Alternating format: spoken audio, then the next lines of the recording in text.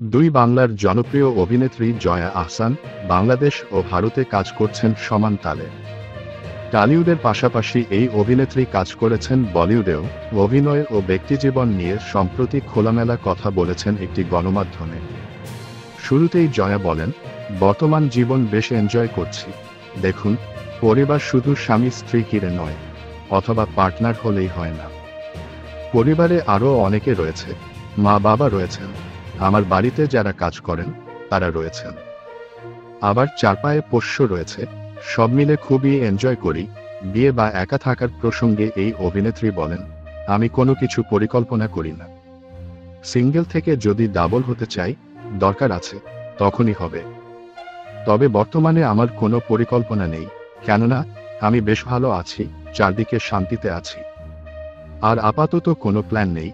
নিজের তারুণ্য প্রসঙ্গে জয়া আহসান জানান, কিভাবে তরুণ আছি জানি না, তবে সময়কে ভীষণ উপভোগ করাই মনে হয় সব থেকে বড় বিষয়। অভিনয় প্রসঙ্গে তিনি বলেন, বাংলাদেশ নির্মাতা আশফাক নিপুণের সঙ্গে একটি ওয়েব সিরিজে কাজ করছি। এটি আমার প্রথম ওয়েব সিরিজ। আর ভারতে অনিরুদ্ধ রায় চৌধুরীর একটি কাজ করতে যাচ্ছি। এর আগে গেল মার্চে ফিল্মফেয়ারকে দেওয়া এক সাক্ষাৎকারে জয়া আহসান বিয়ে বিচ্ছেদ ও কাজ প্রসঙ্গে তিনি বলেন, উত্থান পতন প্রতিটি মানুষের জীবনের অবিচ্ছেদ অংশ। এটা হচ্ছে যুদ্ধের মতো। ওই সময় আমার মানসিক ধারণায় পরিবর্তন হয়েছিল। আমি পুরোপুরিভাবে কাজের দিকে মনোযোগী হই।